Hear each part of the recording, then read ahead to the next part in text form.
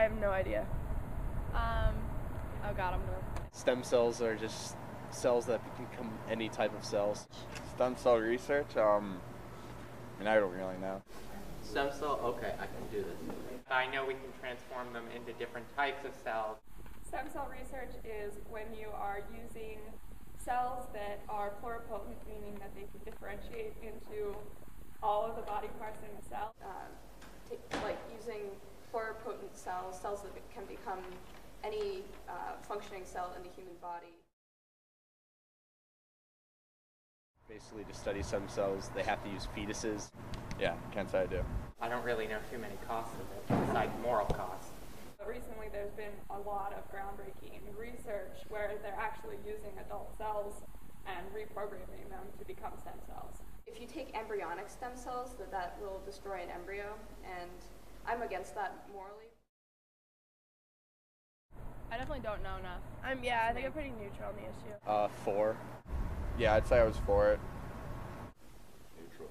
For it. For it? There's cookie at the bottom of this cone. I'm for it.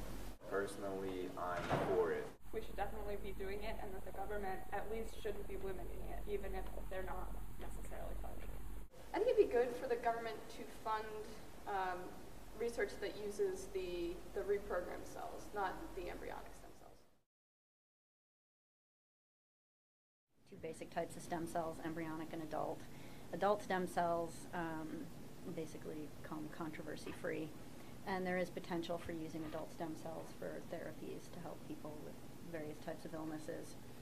Embryonic stem cells are the controversial stem cells. They have to be harvested from an embryo. That destroys the embryo. So they're coming from places like fertility clinics where there are excess embryos. And obviously there's controversy surrounding that use of them.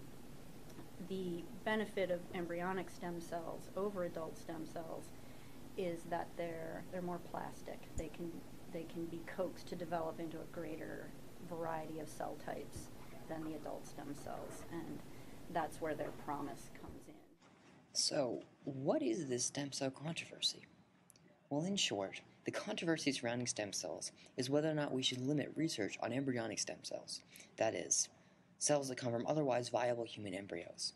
The trade-off is quite literally between potentially saving adult human life through new medical treatments or potentially destroying new human life. There is the controversy, and that controversy is significant, and a lot of people don't agree with that use of stem cells, and other people do. It's not my place to tell people what to believe, but obviously I think that the benefits there are huge. I'm a Christian, and I believe that the Bible is my final authority. I believe God created life, and I believe life begins at conception.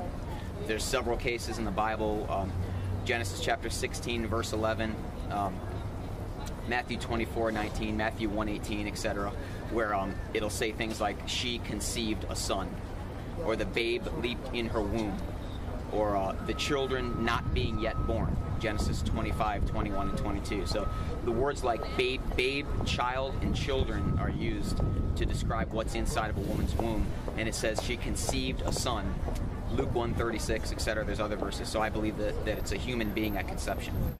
Stem cell research started about 50 years ago, but the general idea of stem cells goes back to the mid-1800s. Back then, some cells were found to be able to produce other cells. Research intensified around 1950. Bone marrow was discovered at this time to have at least 2 different kinds of stem cells within it. Blood-forming stem cells from this bone marrow discovery has been used in transplants for over 40 years now. Then in 1978, blood from the human umbilical cord was found to have stem cells, and is now one of the most common sources of these cells. After research on embryonic stem cell lines from hamsters to primates, research at the University of Wisconsin created the first line of true embryonic stem cells from an early human embryo. This marked the major controversy in the research of stem cells, since the question about when human life begins really developed in connection to the research. In 2007, new research prompted a potential solution to the controversial use of embryonic stem cells. Dr. Anthony Atala and his colleagues found a way to isolate stem cells from amniotic fluid instead of just from embryos. In March 2009, Obama signed Executive Order No. 13505, titled Removing Barriers to Responsible Scientific Research Involving Human Stem Cells. This executive order reversed the 2001 and 2007 executive orders signed by then-President George W. Bush, which placed limits on the research involving human stem cells. The executive order signed by Obama therefore allowed responsible and worthy research of stem cells to the full legal extent. If it's a fertilized human egg, it's a human being. So I'm against harvesting unborn babies in order to do research. I think that's murder if the embryo is destroyed. Because of the unique nature of stem cells, they have the potential to be able to treat currently untreatable diseases. Certain parts of your body, like your brain and nervous system, don't create new cells on their own. By introducing stem cells, you could potentially restore brain function in cases like Alzheimer's, cure diseases like Parkinson's, and restore spinal cord injuries, allowing para and quadriplegics the chance to walk again. Stem cells might also allow the manufacturing of organs. If you need a heart transplant, you could potentially get yours replaced with a perfect copy of your own, based on this stem cell research. Victims of serious burns would also be able to recover much more rapidly and with much less skin grafting. Another possible use of stem cells is for medical testing. When you can reproduce all the cells in the human body, there would be no need for testing on animal or human subjects. This would make the people at PETA very happy. Other uses could be for studying them to simply figure out more about the very building blocks of biology. This information could be the critical piece that would allow us to be effective in preventing and curing diseases like cancer. I think that their greatest potential is for therapies for human disease. There's been quite a bit of advance in techniques to get these stem cells to develop into certain tissue types, like tissues from the central nervous system, like muscle tissue, and be used to treat very debilitating human diseases. So I think that's probably their greatest use in the future. So what will be the future of this stem cell controversy?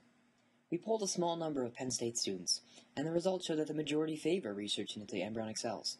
Who knows? Perhaps this research will lead to the successful use of induced pluripotent cells, which might end this debate once and for all.